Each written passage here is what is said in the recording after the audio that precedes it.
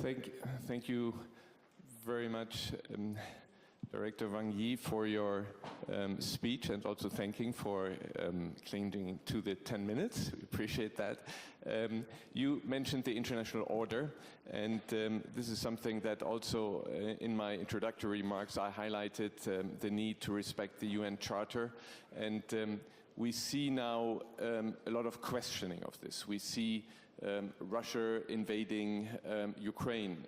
We have seen from the American president these last weeks where he threatened to use force invading Greenland and Panama, and also the displacement of Palestinians.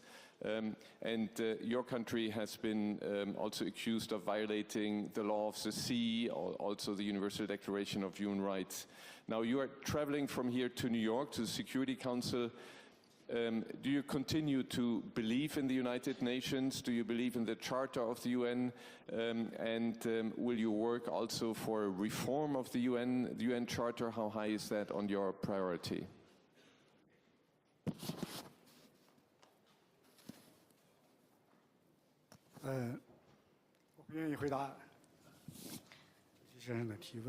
Well, thank you for your question, Mr. Chairman. I think you mentioned two keywords. One is order, the other is rules. Now, talking about order, over the years, some have been saying that China is attempting to change the order, and China wants to start a new system. Now, we don't see much talk of that because now there is a country that is withdrawing from international treaties and organizations. And I think in Europe, you can feel chills almost every day. As for China, it is growing in the existing order. China is a beneficiary of the existing order. So what China is doing and will do is to, as most countries expected, to move the order in a more just and reasonable direction. Now, talking about rules, people might have different understanding of rules. But I think we can agree on the point that we need to safeguard the UN-centered international system, observe the basic norms governing international relations based on the purposes and principles of the UN Charter. And I think that's the biggest common denominator. As long as we recognize that point, there will not be double standards or the space for double standards. And for major regional and international issues, as Mr. Chairman said, we will have the same yardstick for judging them. China is well aware of the international responsibilities on its shoulders, and we are willing to provide more public goods to the international community. President Xi Jinping has proposed a series of major initiatives and propositions, including the Global Development Initiative, Global Security Initiative, and Global Civilization Initiative. All of these are aimed at having the international community joining hands to address the growing development deficit, security deficit, and governance deficit we face today. And President Xi Jinping has proposed the major vision of building a community with a shared future for mankind. It is a very grand vision, and we hope to see that all countries will rise above the differences in histories, culture, systems, and ideologies, and work in solidarity to protect this planet, this only planet we all call home, and make the global village a better place where we share the same future. So this is a reflection of the international vision of the Communist Party of China. It is also a reflection of the fine traditional Chinese culture of thinking for the greater good. It has been receiving more support and recognition from the international community, and we will do more to contribute our part to realizing this vision. Thank you. Thank you. One of the topics here since 22 has been Russia's invasion of Ukraine. At the MSC, just a few days before Russia's invasion, you stated, and I quote, "The sovereignty, independence and territorial integrity of any country should be respected and safeguarded because it is a basic norm of international relations. Ukraine is no exception." So you confirmed the Charter of the United Nations. Now, today, Russia has become what John McCain once said here at the Munich Security Conference, China's gas station. I would add it's a gas station with an army. This means you have a lot of influence on Ukraine. Do you see a possibility now that there is more pressure and finally more pressure to finish this war, that from your end you could maybe do something on your side of the gas station and maybe cut the possibility of Russia to supply gas to your country, or lower the price, or stop some of the dual-use goods that are coming there, so that there is more pressure on Russia to finally finish this war?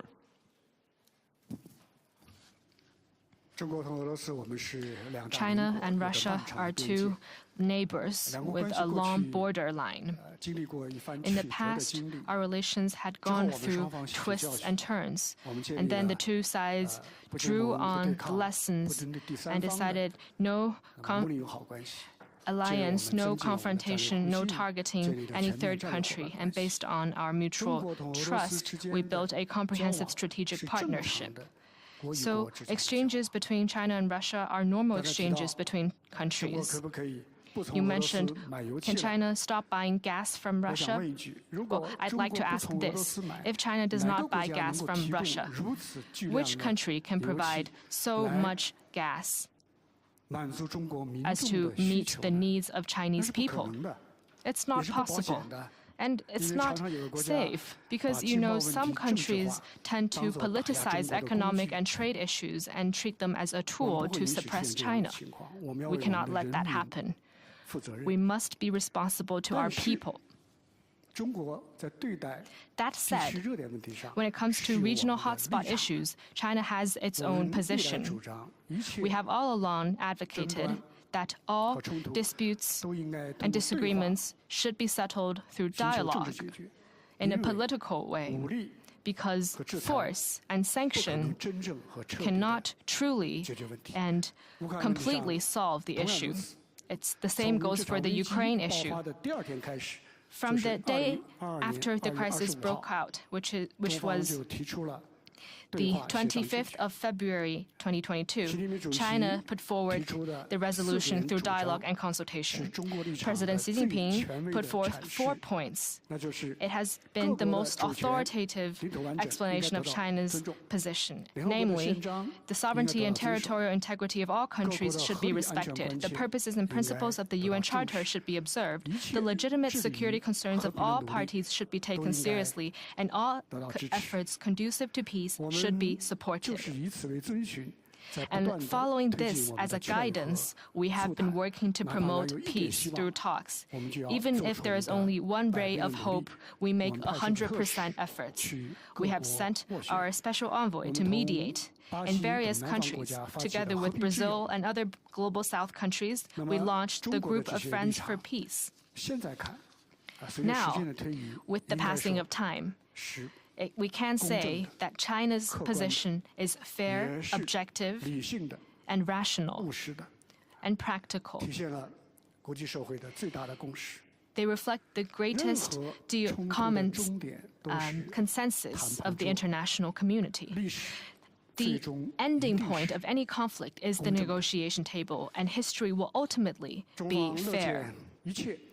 China would love to see all efforts conducive to peace, including, over the past couple of days, the United States had reached common understanding with Russia. And we believe that all parties and all stakeholders should, at an appropriate time, participate in peace talks process. This war is happening on European soil, and Europe should play an important role in the process. To work together to address the root cause of the crisis and discuss how to achieve long-term stability and security of Europe, find a way that is acceptable to all sides to achieve just and balanced and sustainable European security architecture. Thank you. Thank you. We have run out of time, but I would at least very briefly ask you to give us a sneak preview of how you think the relationship between US and China will develop. I know this is on many people's minds. Here, I'd like to tell you that China's policy, U.S. policy, is consistent and stable. We don't easily flip-flop. And this reflects our strategic constancy and international reputation as a major country. Our U.S. policy is the three principles put forward by President Xi Jinping, namely mutual respect, peaceful coexistence, and win-win cooperation. China and the U.S. have different systems, indeed, and they have been chosen by our peoples. To change or even overturn each other is unrealistic. The right approach is to respect each other. This is the premise for China-U.S. engagement. And peaceful coexistence is self-evident. You can't have conflict between two major countries like China and the U.S. Otherwise, the world would suffer. So dialogue is needed, and we need to strengthen exchanges to boost understanding and build trust.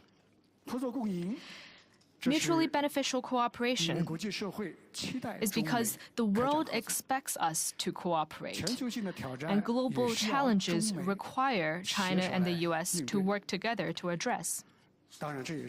And this is the due responsibility of two major countries like China and the U.S. China is ready to, following these three principles, build stable, sound, and sustainable bilateral relations with the U.S. and find the right way for these two major countries to live alongside each other on this planet. Of course, we hope that the U.S. will work in the same direction with us. However, if the U.S. is not willing, if it is bent on suppressing and containing China, then we have no choice but to play along to the end. We will resolutely uphold China's sovereignty, national dignity, and our legitimate development rights. And we will resolutely respond to unilateral bullying practices of the U.S. We do so also to maintain international fairness and justice, and to uphold basic norms of international relations. The Chinese people have never been swayed by fallacies or deterred by intimidation. The People's Republic of China has grown by overcoming various difficulties and obstacles. In China, there's this old saying, as heaven maintains its vigor through movement, a man of virtue constantly strives for self-perfection. In China, there's also a saying, very vivid. It goes, Let the strong do as they will. We remain as unperturbed as the gentle breeze carasses the hills. Let the fears act as they may. We maintain our poise as the bright moon illuminates the river. No matter which way the wind blows, north or south, east or west, we will remain calm and unshakable. I know this might not be the easiest to translate, and there might be different versions in terms of translation. We welcome discussions for more versions, and you might turn to DeepSeek for some help. All in all, we are fully confident about the prospects of the world, and we are fully confident about the future of China-U.S. relations. China and the U.S. have one direction to work for, and that is, as I mentioned repeatedly, mutual respect, peaceful coexistence, and win-win cooperation. And this is the greatest expectation of the international community as well. Thank you. Well,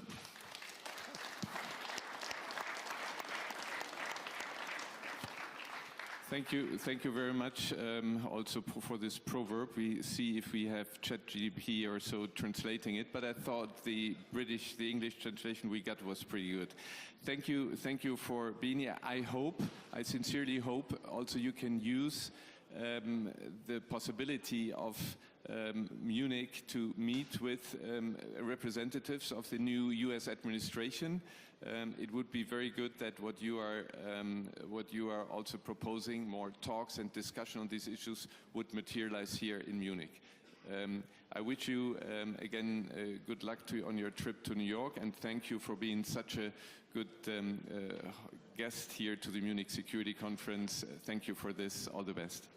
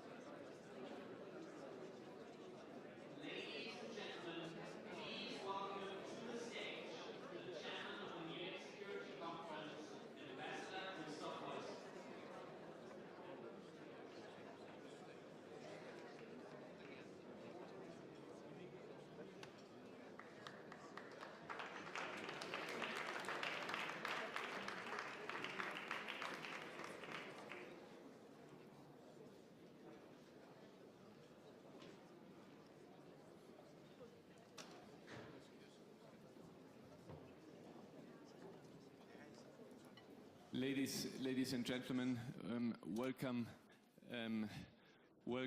to this panel. This panel is one that is very dear to my heart, and so far, as I've said in my opening speech, that I wanted to open the Munich Security Conference that was at the beginning a very transatlantic event, to open it much more to the countries of Africa, Latin America and Asia, because all the many challenges that we face cannot be resolved just by Europe and the transatlantic community. And therefore, I'm very happy, and I would like to introduce first Felix Tshisekedi, the President of the Democratic Republic of Congo, and I would like to present John Dramani Mahama, the President of the Republic of Ghana. Thank you to the two of you that you are attending.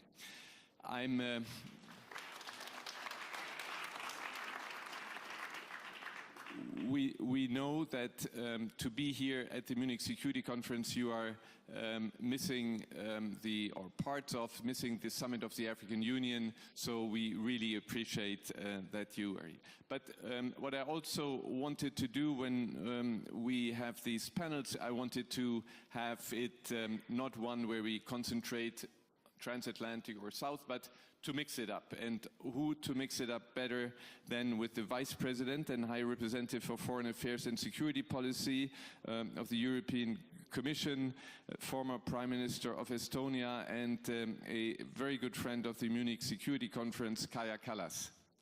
Thank you.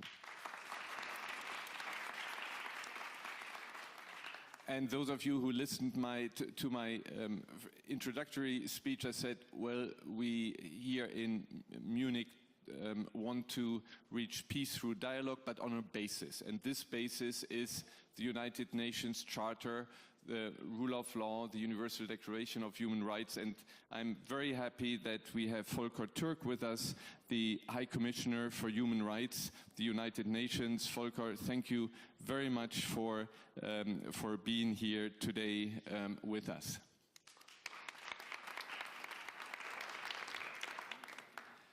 Now, one of the problems of the United Nations is that we have not been, while we have the Charter, we have had difficulties over time to reform the Charter, and in particular the composition of the Security Council today doesn't reflect the realities on the ground. President Mahama, you have long advocated for the reform of the UN Security Council. What would your preferred setup be, and what do you see how this should go forward, because we are turning in circles for many years? Yeah,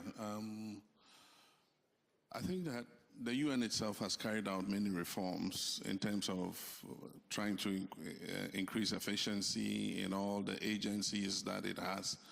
But one place that has remained static, archaic, and moribund is the Security Council.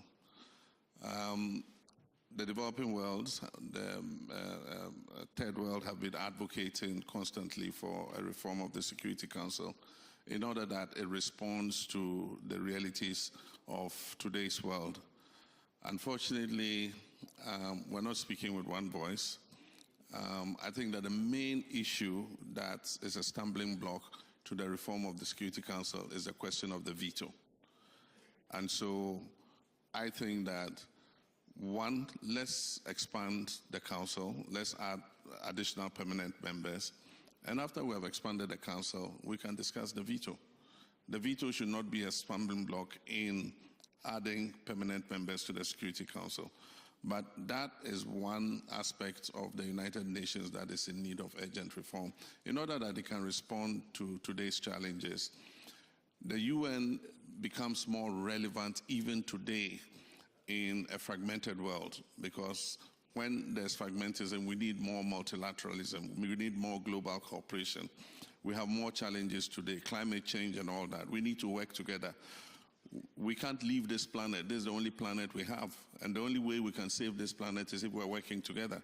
And that's why the UN is even more important today than it was even after the end of the Second World War. And so we need to take the bull by the horns. We need to reform the Security Council.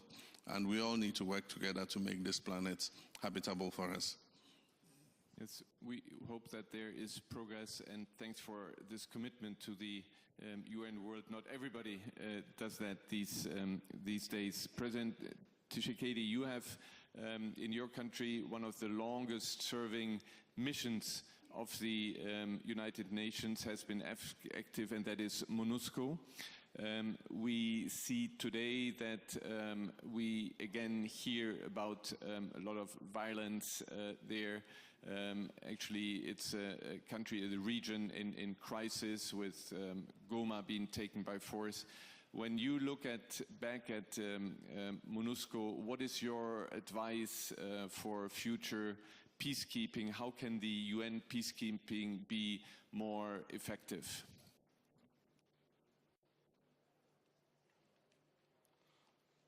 Bien, merci. Je crois que la réponse à cette question revient sur la première question que vous avez posée au président Mahama. En fait, c'est celle du rôle de l'ONU. Si aujourd'hui mon pays a été attaqué de manière ostentatoire et que ça n'est pratiquement pas ému grand monde, ça veut dire que le droit international est totalement remis en cause. Comment se fait-il qu'un pays, l'intégrité d'un pays puisse être violée comme ça, ses habitants être massacrés, sans qu'il n'y ait de sanctions contre le pays qui en est responsable? Cela donc pose la question de l'Organisation des Nations Unies, qui pour moi est devenue une organisation à deux vitesses, selon que l'on est puts the role of the United Nations into question, because it, I think, reacts in two speeds, in a way, in two ways, whether it is a weak country, a less privileged country or not. And I think that very much puts multilateralism into question.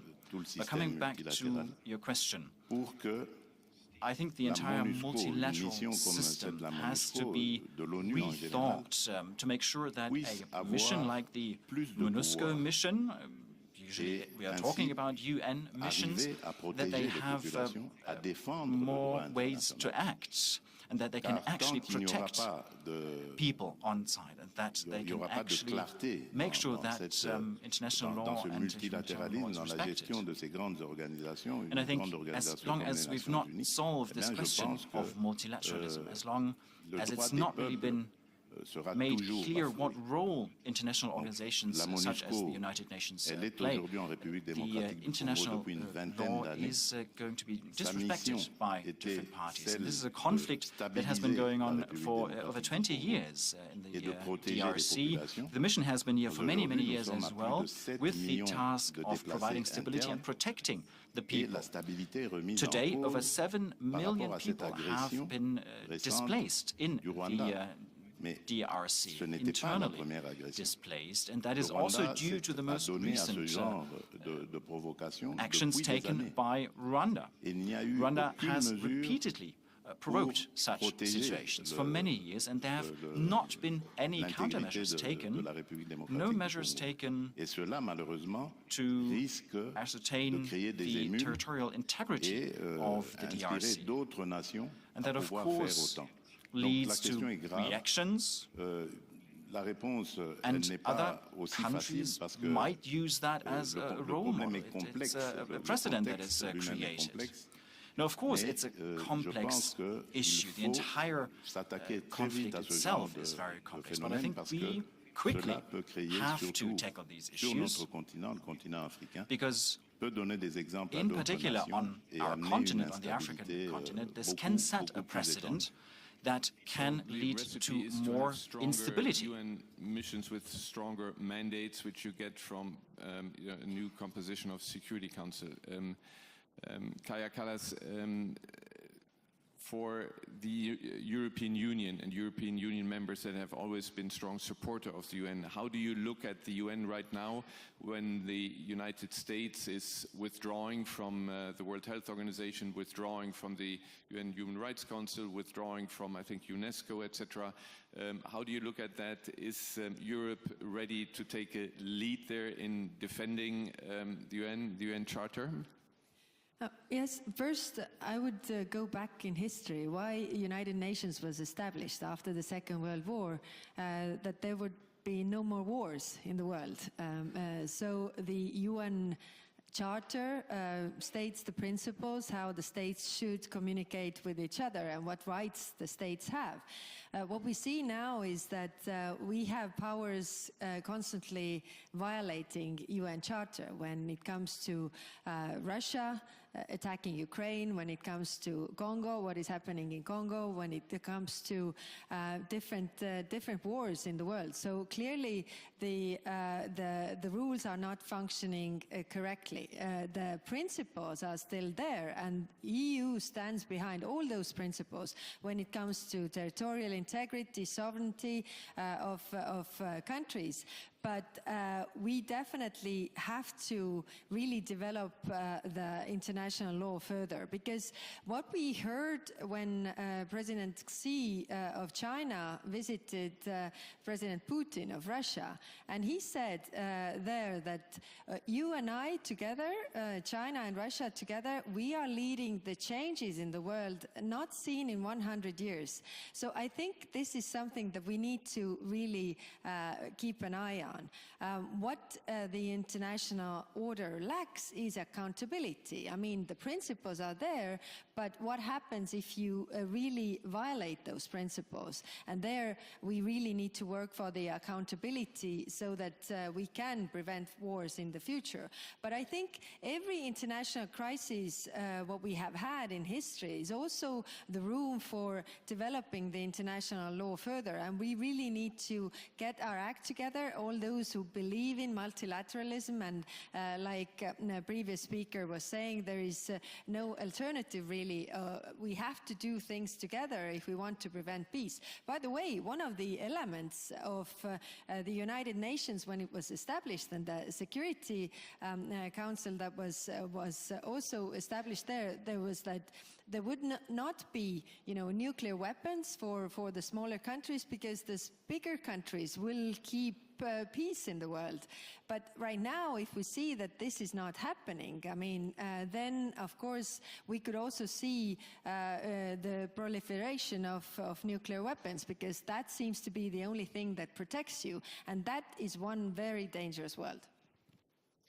Yes, but still, you also say that the principle as such, we should continue to adhere, make clear that also there is accountability for violation, etc. Volker, where you sit, responsible for human rights, defending human rights, how, when you get up in the morning, I mean, you must have had a nightmare before, because when you look at violations of international humanitarian law, international human rights law, it must be, as I said, a nightmare for you. How do you describe the situation, and what is the remedy?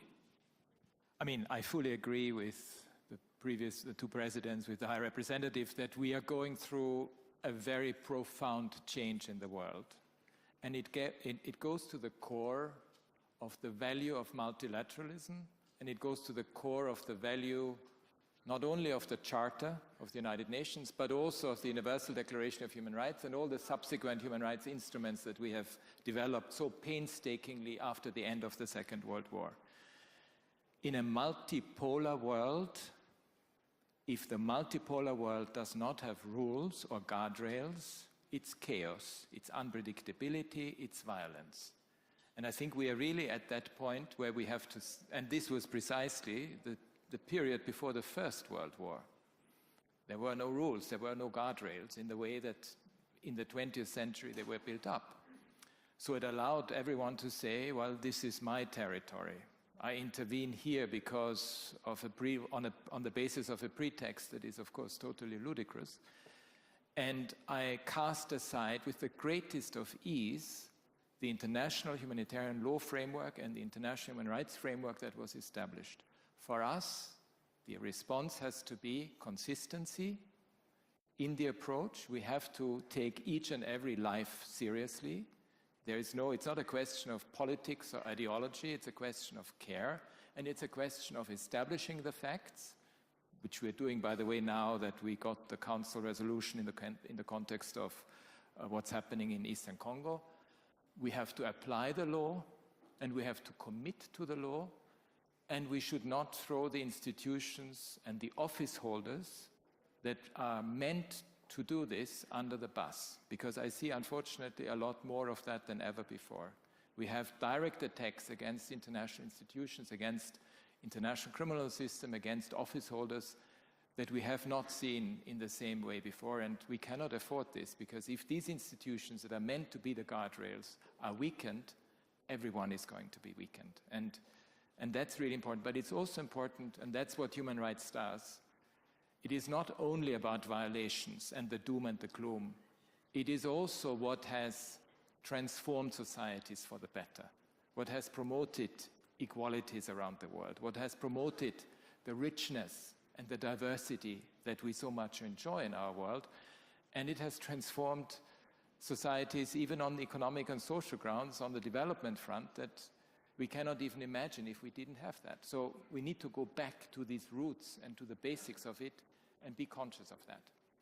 Oh, thank you for this statement. Now I will turn to the audience, and we have, as Munich Security Conference, we have every year a group of Munich young leaders, and they're privileged to ask the first question. We have Kasper Sitemba, who is a technical support specialist for peacebuilding, United Nations Resident Coordinator's Office, Kenya, who can tell from the ground how it is. And please ask your question. Thank you very much. My question goes to the two presidents, Excellency Mahama and Excellency Shekedi. And what we've listened today is that the global system, the international system is changing in contested ways. But at the end of the day, as a believer in multilateralism, there's consensus that there's need for strengthened multilateralism. So the question to you is, do you believe that regional organizations, as they are right now, whether it's EAC, SADC, or the African Union, have the credibility to help you or all of us address some of the challenges that we face? And are there complementarities with the UN, with the reformed UN system right now for that to be able to happen? Thank you. I think that the United Nations should be strengthening its partnership with the regional economic communities. I was going to make a comment about peacekeeping and saying that it doesn't work in every circumstance. There are circumstances where the UN cannot restore peace because there's a violent situation taking place. I remember with ECOWAS, when we had the Liberian Civil War, it took ECOWAS to form the ECOWAS Monitoring Group, ECOMOG, to go in while fighting was taking place, secure the port area, inject ECOWAS forces in there, and protect civilians and push back the rebels and create a safe zone. It's very difficult to insert a UN force into a situation like that. And so I do think that partnerships with REX are important, and we must bring those closer. But for instance, right now, 3 of our neighbors, the Sahelian countries, are breaking away to form their own alliance. And that is because of the Islamist jihadist insurgency that is taking place. We could do a multinational joint task force, but our economies require those resources for healthcare, for education, and to provide other social services for our people. And so unless we got resources from an organization like the UN or the AU, it makes it difficult for us as a regional organization to make any intervention. And so I think that there should be stronger partnerships going forward between the regional economic communities and the United Nations. Thank you. You want to respond? Oui. En fait, j'ai toujours pensé que pour un continent comme l'Afrique, yes, I've always believed that for a continent like Africa, in order for such a continent or a country on that continent can integrate properly, for example, through a free trade zone, that almost all African countries now are part of such a free trade zone. In order to do that, first of all, it's important to work together with regional economic organizations, such as the West African Economic Organization. But of course, you're right, they have to be credible. And this credibility can only be achieved if we uphold the principle that such communities have imposed on themselves, actually.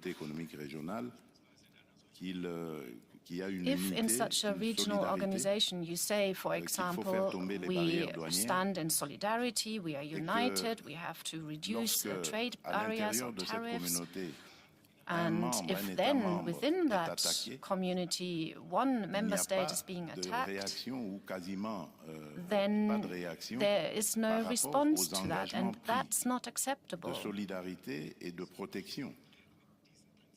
So the principles of solidarity and protection are not applied, and that's a problem if we end up with such a situation. And I believe that the credibility of regional economic organizations has a lot to do with upholding what they have imposed on themselves, or what they have agreed to themselves. And I believe that is the true question. Multilateralism, yes, I do believe in that too, as you've asked the question. But today, there's a lot of hypocrisy associated with that. So we do have certain agreements that we made, but they only apply to some who feel that they are untouchable. And if these obligations affect others who have the same rights, then these obligations are no longer complied with. And that's what we need to talk about before we rebuild multilateralism. Hypocrisy or setting of double standards, and Munich Security Conference, we just issued a paper on the issue, which is great. Now, I know that Kaya Kallas has to leave a bit earlier, so the next question, please, is turned to Kaya Kallas. Who would like to ask this question?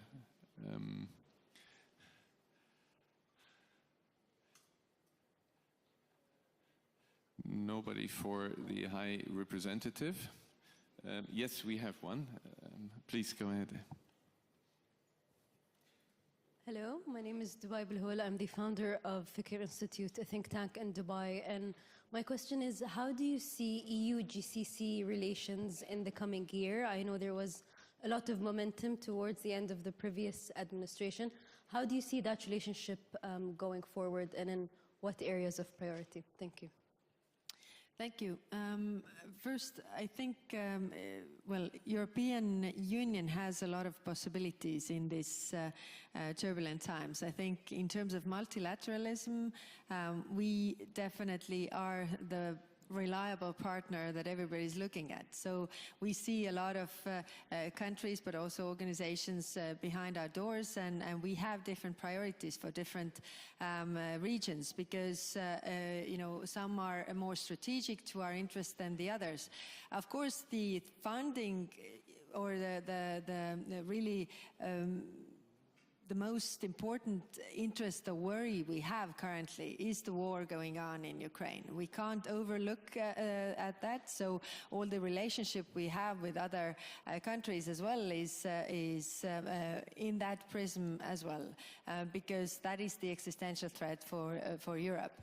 But there is clearly very good cooperation points for different regions, be it energy cooperation, be it you know, in different spheres. And I really feel that there's an opportunity for the European Union to really be present, visible, and put the European flag up in the relationship with other countries, because we are the reliable, predictable partner. And what comes to also the multilateral organizations, I think you know, we can't, of course, fill the gap if the United States is leaving that gap behind, but we want to do what we can in areas that are also strategic interest for us. So we are definitely looking ways to act as a geopolitical player and increase our geopolitical power as well. Thank you. Next question. I think somebody wanted. Yes, please go ahead.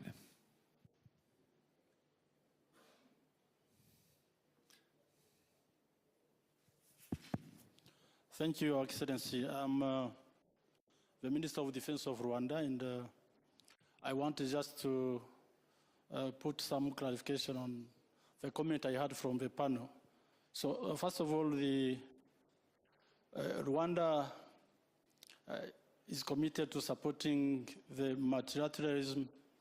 The UN as a unifying force is more crucial than ever during this period of fragmented division. The foundation of a stronger UN lies in the reinforcement of multilateralism, and we must work together to collectively address global issues that lie ahead. As we heard from the panel, the crisis in the Eastern DRC is a challenge for all of us in the region. Rwanda has been heavily affected with devastating human, political, and economic consequences of the crisis. However, Rwanda has nothing to gain from an unstable DRC. On the contrary, our vision for prosperity is tied to regional stability and economic cooperation.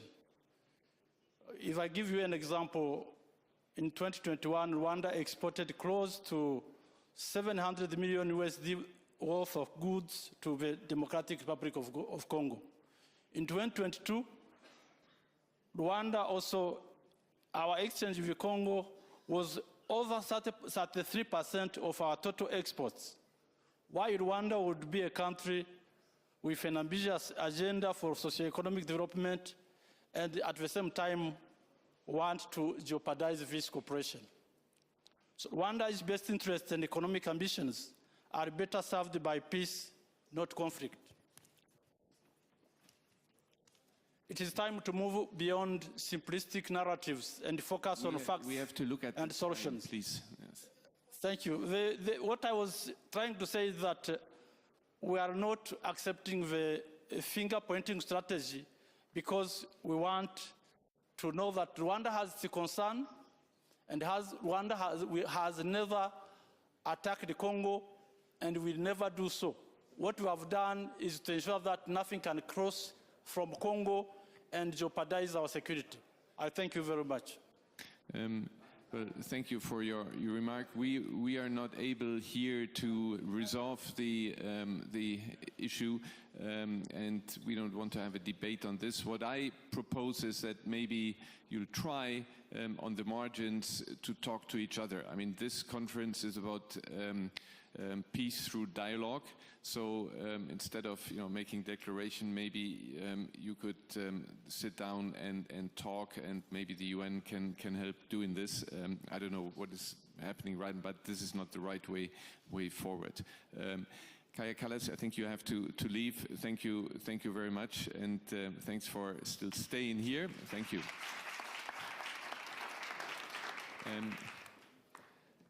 Another question, yes, please.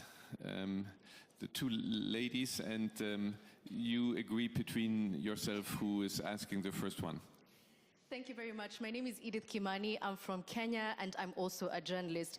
My question is to President Tshisekedi, because you said that it's important to work closely with regional organizations, but they have to be credible. And at the same time, you've also, on many occasions, called onto the international community to say something about what's happening in your country. So the question is, do you not trust that the AU, SADC, the EAC are doing enough to resolve the situation in Eastern Congo? Mr. President. Vous avez parlé de l'Union africaine ou de l'Union européenne? Parce que j'ai cru que vous avez dit... You talked about the African Union, right? No, I think elle a parlé de l'Union africaine. Right? Oui. You talked about the African Union? Union? La traduction Union européenne. Oui.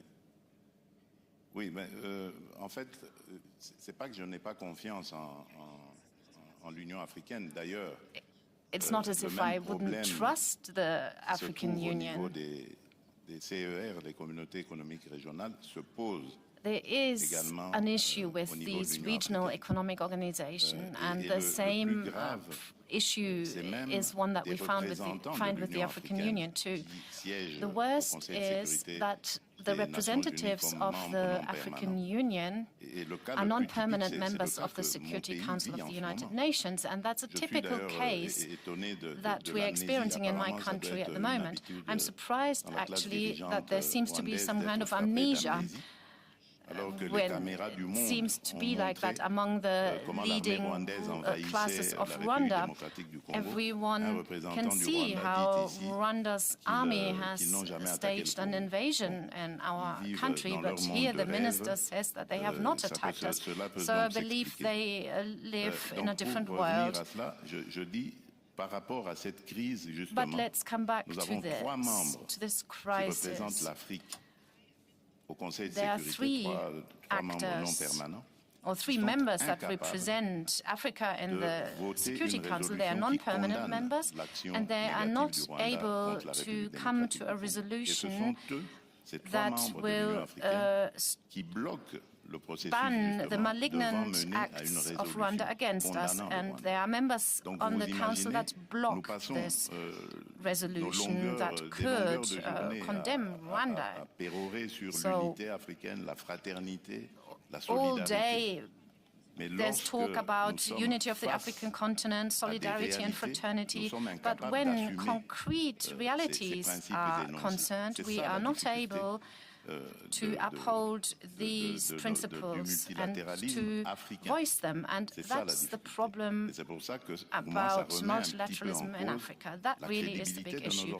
And that's why it really affects the credibility of our organizations. We have to be honest about that. At the international level, there's similar hypocrisy. It's unfortunate that Mrs. Callas had to leave, because in the European Union too, memorandum of understanding has been signed with Rwanda, a country that has no resources, no natural resources, and the memorandum says that you want to exploit natural resources, but the country doesn't have any, and the country is well known for exploiting its neighbor. Do you think that is normal? That's a huge hypocrisy, right? Luckily, this is now public knowledge and has led to a mass movement, and now pressure is being put on the European Union to change that. It's unfortunate that you're only asking this question now, because it would have been really interesting to hear the High Representative on that question. Stick around, so maybe you have a chance to pick it up with her afterwards. Although she's not in charge of the trade, nevertheless, she's member of the. Now we have 15 seconds left. Can you ask 10 seconds and have a 5-second answer? Yes, I have one question to the DRC president. My name is Mime Fo. I am a journalist with the German broadcaster DW.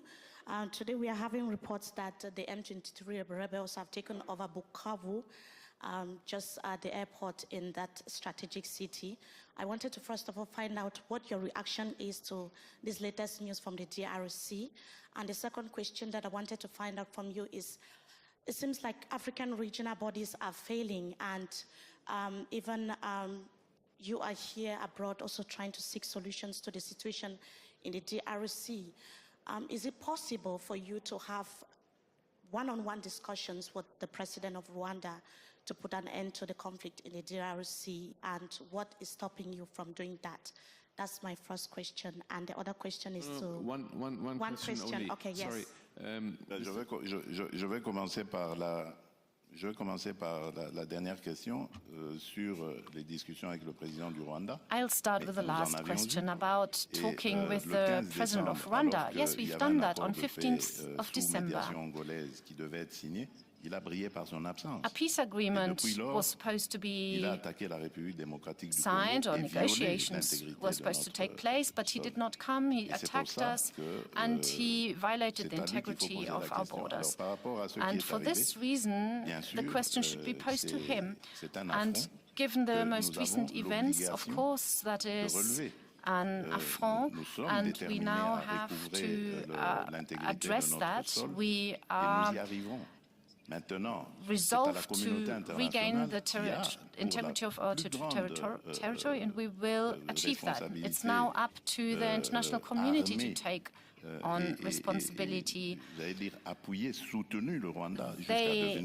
international community is armed, and it has supported Rwanda in the past.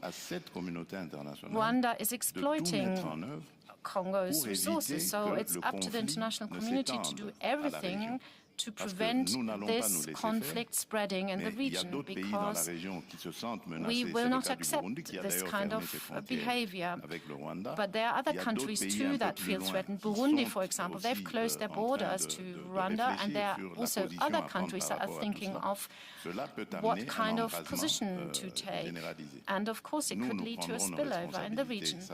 We will assume our responsibility, that's clear, but it's now also up to the international community to do the same. In this panel, we concentrated a bit too much on the DRC. On the other hand, this is a conflict that is happening right now where people lose their lives, and so it's also good for this conference not only to look at Ukraine, but also look at what is happening in the DRC. When I was in the UN, our African colleagues in the Security Council always said, well, African solutions to African problems.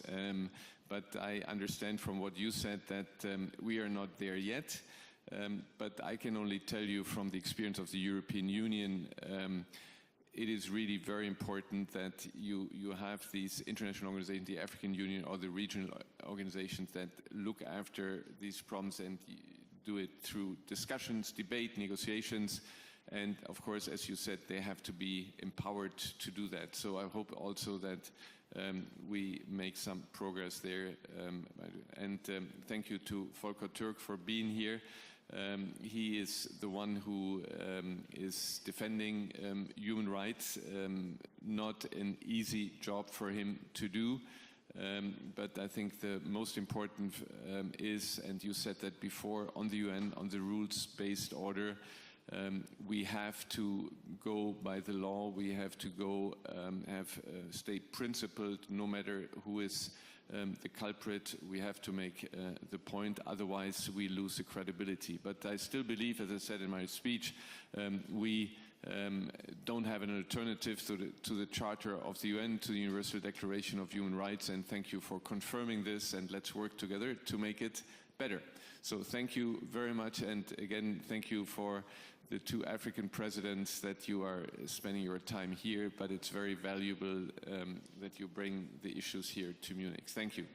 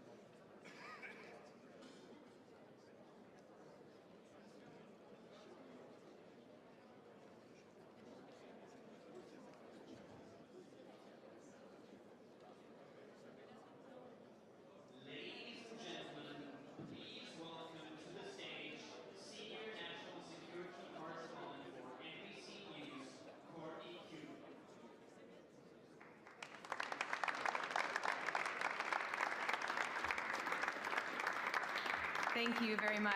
I'm not used to applause, so thank you. Good afternoon, everyone. I am so honored to introduce our next speaker.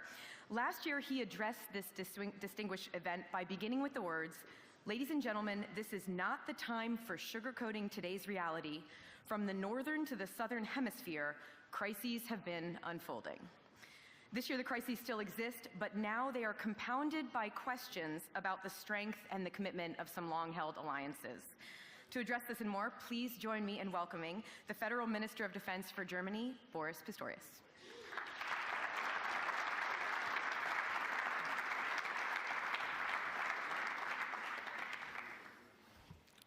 President Noseda, Madam Chair Puzirev, Mrs. Kubi, ladies and gentlemen. Ich beginne auf Deutsch. Ladies and gentlemen, let me start in German. I did have a speech that I prepared for today. It was a speech which was supposed to be about security in Europe. But to be honest, I cannot start my speech in the way that I originally intended to. I am a staunch believer in the Transatlantic Alliance, and I am a staunch ally and friend of America. The American dream is something that has always fascinated me and influenced me, and this is why I cannot just ignore what we heard before. I cannot not comment on the speech we heard by the US Vice President. We fight for your right to be against us. That is the motto, one of the mottos of the Bundeswehr, and it stands for our democracy. This democracy that was just called into question by the US Vice President, and not just the German democracy, but Europe as a whole. He spoke of the annulment of democracy, and if I understood him correctly, he compares the condition of Europe with the condition that prevails in some authoritarian regimes. Ladies and gentlemen, this is not acceptable.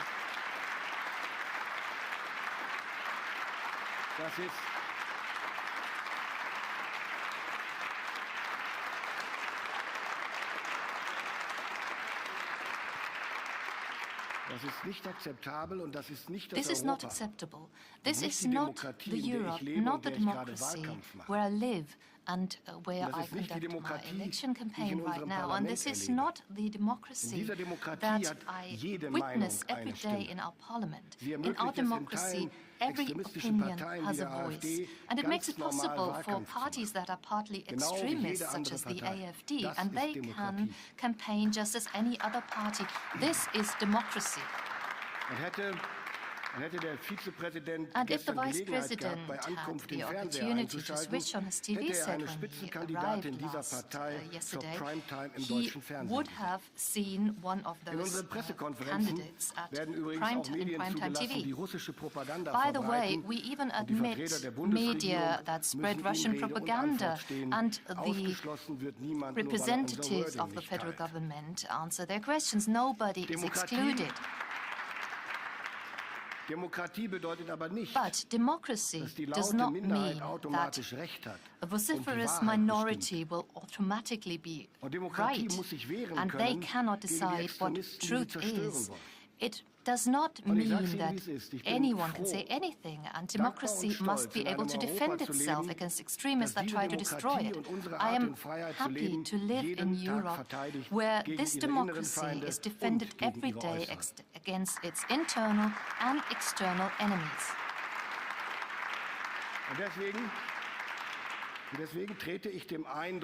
And therefore, I would like to explicitly contradict and oppose the impression that Vice President Vance suggested here, that our democracies oppress and silence minorities. We not only know against whom we defend our countries, but also what we defend it for. It's for democracy, for freedom of opinion, for the rule of law, and the dignity of each and every one, ladies and gentlemen. Ladies and gentlemen, but unlike the Vice President, I would also like to focus my speech on the most pressing questions of European and transatlantic security. The last days have confirmed what many had speculated for months. The United States are pushing for a quick peace settlement between Russia and Ukraine, and they expect Europe to take the lead in securing any agreement that follows. These negotiations can be a turning point for our continent and for transatlantic relations, a historic turning point that can go into very different directions. The choices we make now will determine whether we live in peace or in crisis. They will determine our future and the future of the next generation in Europe, but also beyond. We must ensure that Ukraine is not left alone, ladies and gentlemen, because one thing remains unchanged. There will be no lasting peace in Europe without a strong and free Ukraine. There will be no sustainable rules-based order if aggression prevails. We must equally make sure that Russia does not emerge from this war as an even bigger threat than before. A fragile peace that only postpones the next war is not an option. Yesterday, there was strong consensus among NATO allies that imperialist powers will only respond to deterrence and strength, be it in Europe or in the Indo-Pacific. Therefore, we must and we will negotiate from a position of strength. Three things are crucial for that. First, European and Ukrainians must play an active part in the negotiations. Only united we will be able to stand strong. Only united will we negotiate a stable and long-lasting peace. Second, Ukraine needs to negotiate from a position of strength. Germany will therefore remain the largest supporter of Ukraine on this continent. And we will continue our engagement in the near future and beyond. Third, the Transatlantic Alliance must not take anything off the table before the peace talks have even started. Discussions about Ukraine's NATO membership or territorial issues must take place at the negotiating table with careful consideration and in close coordination among allies. At the same time, Secretary Hexet made it very clear that the US will remain engaged in NATO and in Europe. But the recent statements are also a strong reminder of what has been clear for many years, if we are honest. We Europeans have to contribute the lion's share to conventional deterrence and defense in Europe. We need to shape the reality we live in before it shapes us. Yesterday in NATO, we agreed to develop a roadmap. That was my proposal, a roadmap to organize the burden shifting from the US to Europe in the years to come, and to avoid at the same time, by orchestrating it, that we run in capability gaps which are critical. It is time for fewer promises now and more action. That is why my French colleague Sébastien Lecornu and I established the Group of Five together with the United Kingdom, Poland and Italy at the end of last year, to chart a course for a strong Europe. We will use this format to develop the roadmap in the upcoming month and discuss it with our allies, especially with the United States. Ladies and gentlemen, in order to make European responsibility a reality, we are taking strong measures in all important areas of defense, with regards to money, material and operational readiness. Last year, Germany committed 2% of its GDP to defense. Within just 2 years, we nearly doubled our investments in procurement. Other European nations have made similar successful efforts. Security guarantees the future for all of us and for the next generation. We have the responsibility to invest in the future. For Germany, that means further increasing our defense spending. We need substantial financial means that cannot simply be cut out of the current budget. Excluding defense spending from our national debt limit is therefore inevitable. Security is not a short-term expenditure, it is a long-term commitment. That is why I am developing a 10-year program. We need to make defense spending more predictable. That means achieving security next generation. At the European level, we need to act in a similar way. We must ensure that all countries can effectively strengthen their security. That should involve adapting the Maastricht criteria to allow nations that face tight budgetary restrictions a greater flexibility to defense investments. And it would also involve a shift towards defense in the priorities of the European Union's multi-annual financial framework, just as we heard it by Mrs. von der Leyen earlier. More cash, that's the truth, must of course translate into more capabilities. It's not about money, it's about capabilities. Germany launched a defense industry strategy to create the right political, economic and regulatory framework to quickly make our defense industry more innovative, agile and resilient. We streamlined our procurement processes, and together with industry, we are expanding our production capacities while pushing for a stronger European defense industrial base. Because one thing is certain, Europe needs a strong, more sovereign defense industry. We cannot afford excessive dependencies. This has never been clearer than today, as we see the geopolitical landscape shifting. Maintaining our technological advantage is crucial, particularly in areas such as artificial intelligence, space and quantum technology. These investments generate positive spillover effects across our entire research landscape and overall economy. We need more European solutions while maintaining strong cooperation with our transatlantic partners. We need both in order to increase our defense capacities as quickly and comprehensively as possible while building and maintaining a strong industrial base. Simply put, we Europeans must develop together, build together, buy together, deploy together, even if that involves adapting and merging certain industries and setting aside national interests in some cases. This requires better coordination of who produces what to avoid duplicating efforts. We have proved that we are capable for this. The European Sky Shield Initiative is an example. The same is true for the European long-range strike approach initiated by Germany and France. And let me mention one more example, the German-Norwegian submarine project. Soon, German crews will be able to sail on Norwegian submarines and vice versa. This is European defense integration in action.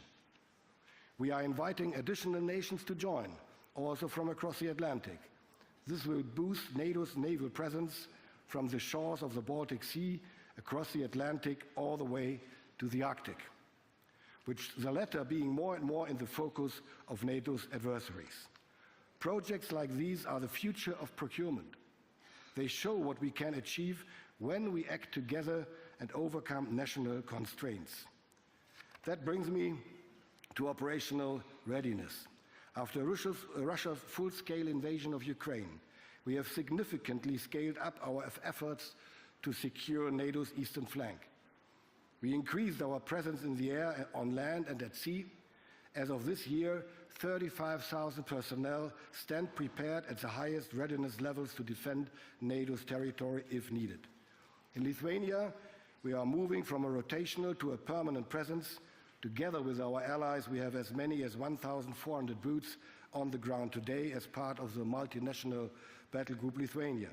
We are in the midst of preparing the permanent deployment of a full combat-ready brigade. We will have roughly 5,000 personnel permanently in Lithuania in the years to come. On this note, thank you very much, President Nausėda, for being such an exemplary partner in the historic endeavor.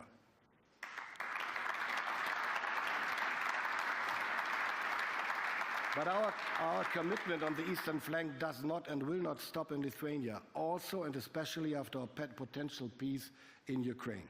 We are well aware Russia will remain a threat. We are assuming more leadership responsibility in the multinational core, Northeast, to bolster deterrence and defense in the region. This is a true example of our shared commitment to security. Ladies and gentlemen, this week has a week of decision.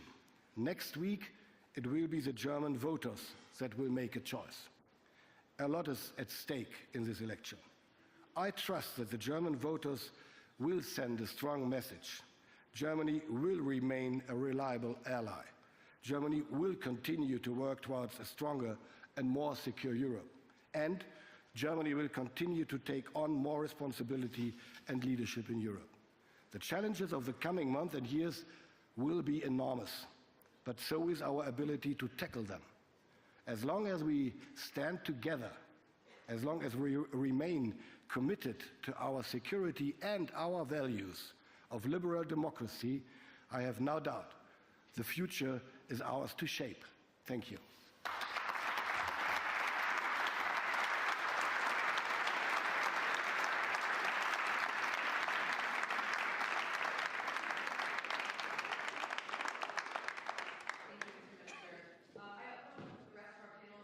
Panelists up on stage, please, our speakers. Come on up.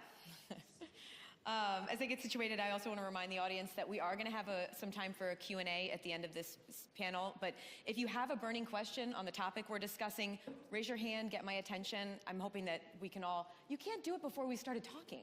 You can't. But we do hope to make this, please come up, Mr. President, to make this a conversation for everyone. So we are very fortunate today to have President Gitanas Nausėda, the President of the Republic of Lithuania. Thank you.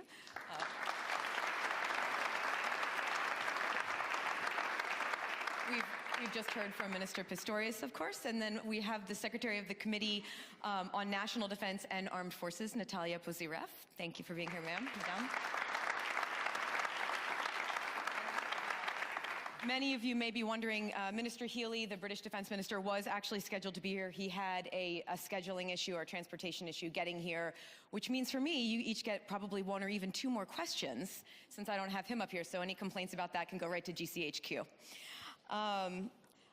When the wonderful conference organizers came to me, first approached about a panel discussing whether Europe would have to accept more security responsibility several weeks ago, it seemed almost theoretical at the time, or at a minimum, it was a longer-term evolution of change in security in Europe.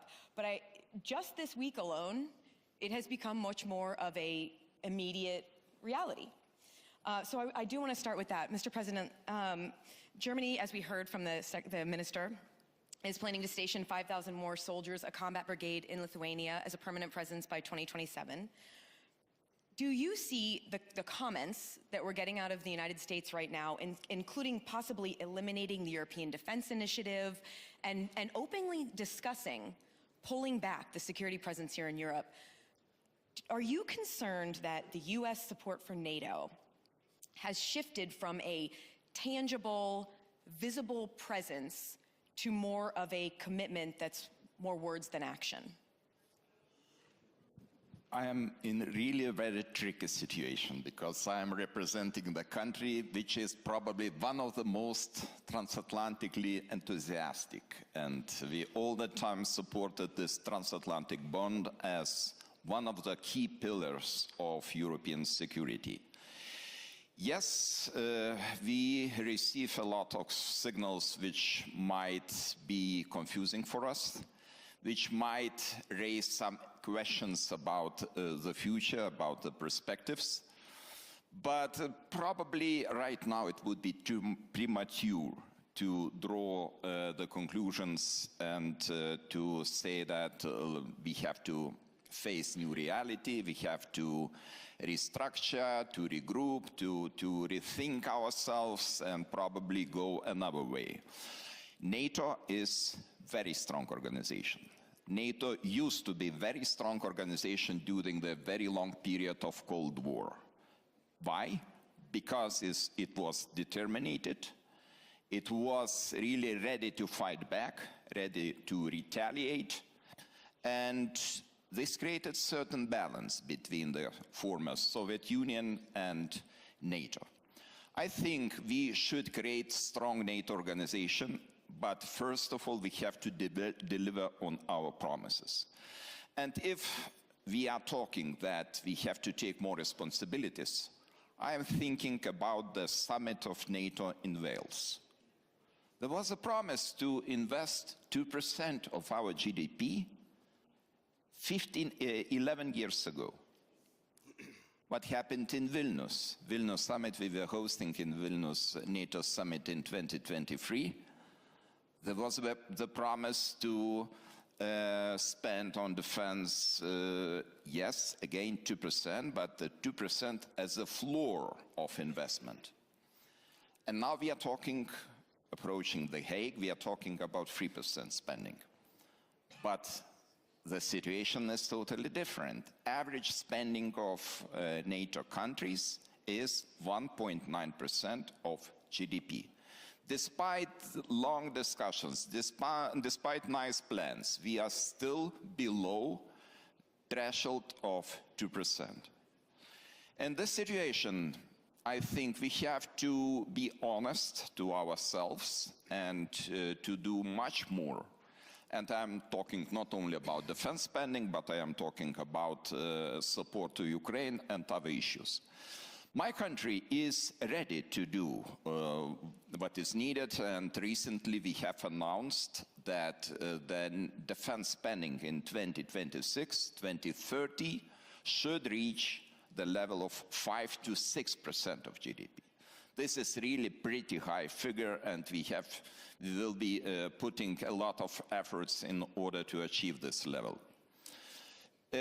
Another important element of Eastern flank countries, and especially Baltic countries, close cooperation with our friends. And I really have to say that Mr. Boris Pistorius, the Minister of Defense of Germany, is a person who was very emotionally engaged into this project. And probably you, dear Minister, were the person who was truly believing to the success of this project from the very beginning. And now this is a matter of our honor to do the rest, to deliver on our promises, to implement all the measures which are necessary for full accommodation, training of a German brigade. And we are sure that we will be able to deliver. I see the defense minister of Lithuania, and she agrees with me. So I think this is a good guarantee that we will proceed. But coming back to your question, I think we have to take more responsibility. We have to deliver more. We have to require from ourselves much more than we did in the past. And we should use all the possibilities not to lose the transatlantic bond. I still strongly believe in the transatlantic bond, but of course we have to closely work with our partners, United States, and this is our duty to do. It's generally a good idea to agree with the president for job security, just so you know. Smart. Because the president brought up money, Mr. Minister, I want to ask you about that. I believe Germany reported to NATO spending about 90.6 billion euros in defense spending in 2024, but about 20 billion of that was from the special fund. That met the 2% threshold for Germany, but if I understand it correctly, the special fund may not be around for much longer. Correct me if I'm wrong. I'm a journalist. Math is not my strong suit, clearly. But is it even possible, now that this discussion of 5%, I mean, that's becoming more mainstream, or at a minimum 3%. Is it even possible for Germany to meet that? From my perspective, it's not the question whether it is possible or not, or achievable. It has to be. There's no doubt about not a question of whether, but of when and how quickly. Because, I mean, we can discuss about 5%. I don't care. Sorry to say that, because my primarily focus is to achieve the NATO capability requirements which we have to face in summer. And the head of states will then conclude.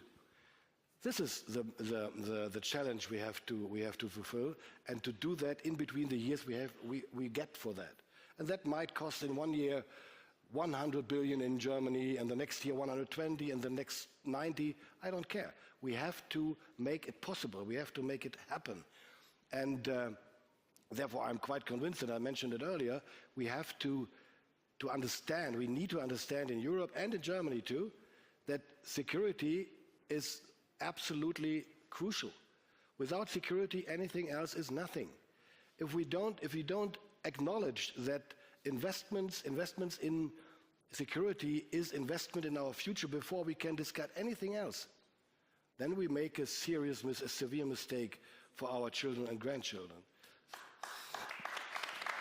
And therefore, and I know very well it is a challenge for every society, to be honest. I mean, we are now spending, you named the number, in 2028 the special fund will be spent totally. Then we go back, if nothing happens, to 52, 53 billion euros a year, which means something about 1.3 or something like that. So the next government coming in office after the elections, Sunday 23rd, anytime, the first challenge it will have to face is to solve that issue. How do we manage the budget for 28 and follows? Because we need at least 85 to 90 billion euros in 28 for achieving 2%. To achieve 3% would mean 120 billion, 130 billion, which would mean, compared with today, with a regular budget of my ministry, more than 70 billion euros more. So it has to come from anywhere. And I don't believe it is possible to cut that out of the regular budget. Social welfare, healthy system, infrastructure. It is impossible. Then we will have a division of our societies, and the only ones who will benefit of that will be the far right and populist parties. And that will damage our democracies. And therefore it is so crucial to acknowledge that finally we have to do more as quickly as possible. Madame, I want to ask you about the French military and support for Ukraine. They've already been training Ukrainian troops for some time now.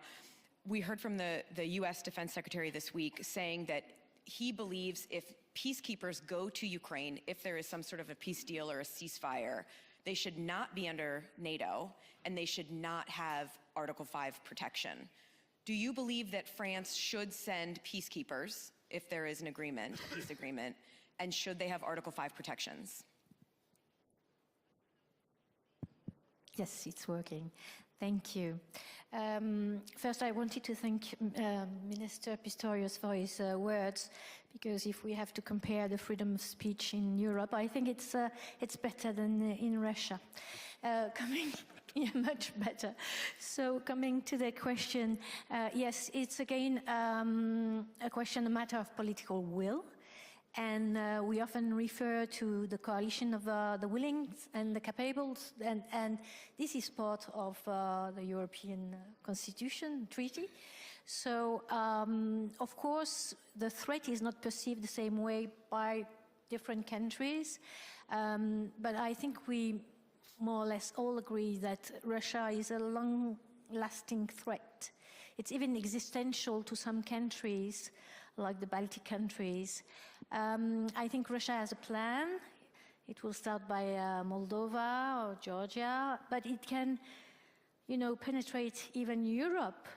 So we are really in danger, and the manipulation of information is part of the risk we have to face because it can jeopardize our democracies. We have seen it in Romania recently.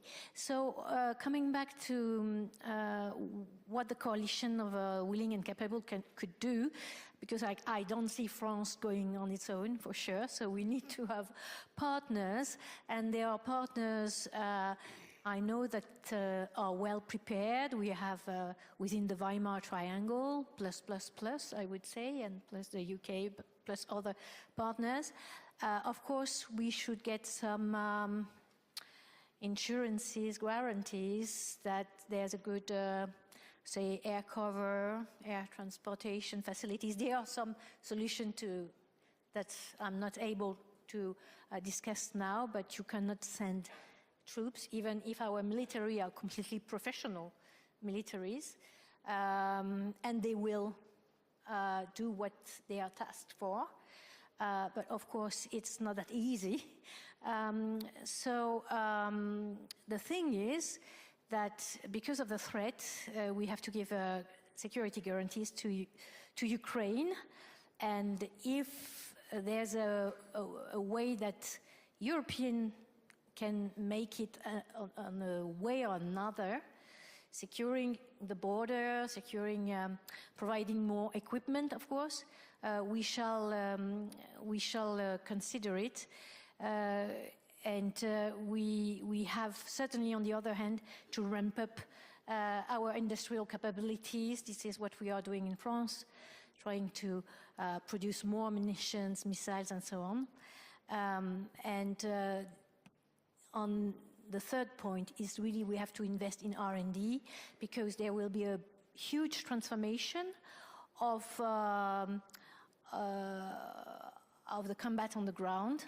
I think we'll use more AI, as it was said, quantum computing, to speed up the process so that we can have this kind of collaborative combat, using drones and everything.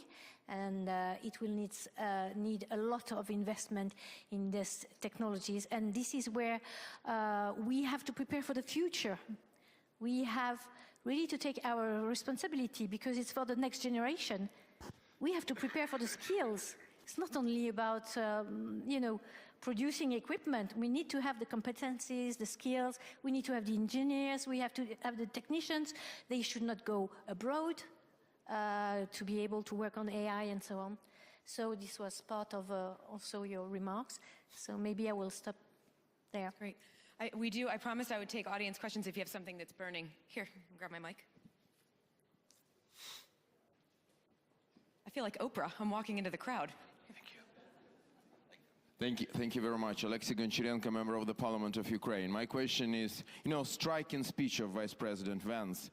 He was very critical towards Europe, not so critical towards Russia. And he didn't mention Russia and Russian war against Ukraine almost at all. And so my question is, yesterday I heard from Pete Hegseth, new Secretary of Defense, that Uncle Sam will never be Uncle Sucker. And I completely agree, but also Uncle Sam should never be Uncle Shame, So that is important. And my question is, what will be done by Europe in order in 1 year not to listen to speech like this? Thank you. Maybe you should address that question to another place. I don't know. I mean, what should I do? I mean, we admit all the time that the critics are right, that we have to do more and that we did too little in the years before. Much too little, to be honest. 2% is not enough, everybody knows it. And up to date, the President mentioned it earlier, not even all countries in NATO members in Europe have already achieved the 2%. And it's a challenge, as I mentioned too. So we don't disagree. And I even, when I talked to Pete Hegseth yesterday, I said to him, I fully agree that you will shift your focus more from Europe to the Indo-Pacific. And together we need to shift more focus, more attention to the Arctic too at the same time. So to expect from European side that the US will engage as much as in the past, in the future too, while at the same time doing more in Indo-Pacific and Arctic would be naive. And we have to take that responsibility. So therefore, acting is better than words in that place. If we do that, I don't know what's happened. And I don't know whether we will have to listen to a speech like that again. But anyway, it's better to have a hot heart and a cool head than the other way around. Can I ask you, just since you mentioned that you were with Secretary Hegseth yesterday, this week, what did you think when he said that the United States does not believe that NATO membership for Ukraine is a realistic outcome of a negotiated settlement? Well, it's no secret what I think about that. I emphasized it already several times. I'm not the world's most important and famous deal maker.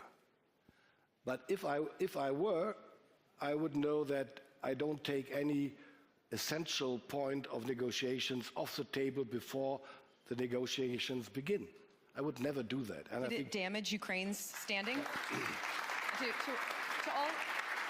I don't know whether it damaged anything or not, but it makes it much more complicated and difficult. And afterwards, I heard some news from Washington, Wall Street Journal and others, that might be the final position. So what we experience in the moment is like we have in German the nice word like cacophony, multiple voices all over the world. And maybe we should step back a little bit and wait until all the noises get lower. Please, sir. I would like to comment a bit on you mentioned in your initial speech about a quick deal or a quick peace in Ukraine, and it's closely related to your question. I think this is very dangerous idea to achieve the quick peace in Ukraine, and I have discussed this issue today with the President Zelensky. Ukraine will never take such quick peace at any cost. And we are talking about territorial sovereignty and integrity of the country, which is suffering, which is, of course, fighting back and which is trying to survive. And in this situation, we have to put Ukraine in the position of strength. Right now, Russia feels to be on the stronger side and tries to dictate the conditions. In this situation, we have to negotiate tough, and we have to be at the table of negotiations. Because a lot was said about the role of Europe before the war end and after the war end, and the responsibilities of Europe are very high and very important. So without Europe, I cannot imagine any negotiation process. And of course, it would be really misunderstanding if the negotiations will take place without Ukraine itself, because Ukraine is fighting, and Ukraine is really putting a lot of efforts to withstand this enormous pressure of Russian Federation. And we have to be very strongly on the side of Ukraine. So our deliveries are not only the deliveries to ourselves, our responsibilities, our homework to do, but we have to deliver on our promises to Ukraine. And unfortunately, I have to say, and I have to admit that not in all cases we are able to deliver. We heard so many declarations during the last 3 years. And if we calculate closely what those declarations, which declarations were fulfilled, the result is not very encouraging, unfortunately. My country, Nordic countries, Germany, other countries, were strong enough to deliver and keep the promises. This is very important, especially in this stage of the war. Yes, very quickly. Some American fellow congressmen said that Donald Trump would strike a strong deal. So just let it be. Let's hope it will be a strong deal, and that it will imply that the Europeans will be involved in the negotiation along with the Ukrainians, of course. I do want to take a question from one of our Munich young leaders. Hi, thank you very much. First of all, I'd like to very much thank you, Minister, for what you said on European democracy at the beginning of your speech. I think you captured the feeling of many people in the room, so I just wanted to thank you for this. My question is the...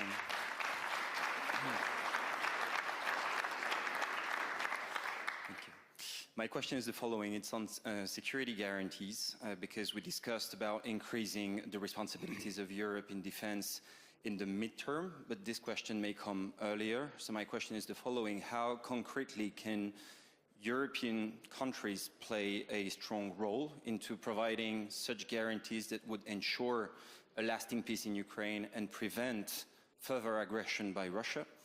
And as a sub-question, what could be, would be, should be the role of the US in this respect, also in light of the recent statements we've heard, and you referred to it, by Pete Hegseth in the past few days? I would like, if you don't mind, to put that in the order of what is coming up. I mean, the first step was a phone call between President Trump and President Putin Wednesday at lunchtime, I think. Nothing happened since then, as far as I'm informed, except correcting the first decision that Ukraine will now be at the table anyway. It's a good correction of what they said before. But we have to wait what's going to happen now, because if European countries, I don't want to name it, 5 or 7 or European Union or whatever, but if no European participation is guaranteed and is achieved in that process of negotiations, it's hard to imagine that Europe will then afterwards have the responsibility to achieve the guarantees. I mean, this is quite crazy. So it is about negotiating together with Ukraine, Russia, and the US, of course. And Pete Hegseth said yesterday there will be no US boots on the ground in Ukraine. And the European allies has to achieve that on their own. And I said to him quite frankly and publicly that we have to acknowledge and realize that we have a gap of deterrence capabilities in the among the European NATO members. That means without the US deterrence capabilities, we won't be able to achieve that security guarantees in Ukraine, at least for the next years to come, not alone. So that's the same challenge we have with NATO and doing less by the Americans in the years to come. In both cases, we need a roadmap. We need a concept which we work on together, hand in hand, and which we go alongside, step by step together. Then everything is thinkable for the future, but not for the short-term future. Yes, I would like to come back to the fact that I said earlier that Putin has a plan. His plan is to demilitarize Ukraine, to make it neutral, to get rid of Zelensky, to put a man in place, and not to allow any NATO, of course, but any European troops in Ukraine. So we are far from, a negotiation that can deliver what we think it could be. But of course, we are at this defining moment of, thinking about a possible resolution, but we are far, far from it. Therefore, I'm so cautious to speculate about what we might do in a couple of years. I don't take part in those discussions, at least not publicly. We only have about 2 minutes left, and I have 12 pages of questions left. Okay, so let's succeed. I'm going to, yes. It's my unless we have fault. 3 more hours, I'm going to do a quick lightning round with all of you. First, the speech by Vice President J.D. Vance today. Yes or no? Did you expect that he would come up here and criticize Europe for the need for more free speech and democracy? Madame, I'll start with you. Very quickly. I thought he would speak at least about Ukraine and Russia. I could not believe he would speak about the freedom of speech in Europe and point out, Germany and UK. Of course, he would not mention France because it's better not to mention France. But it's Why? not my. But no, for me it was unexpected. Mr. Minister, I think we heard your feelings, but yes, I'm fine. Yeah. I exceeded my speech, so please, Mr. President. Mr. President, did you expect to hear that from the Vice President today?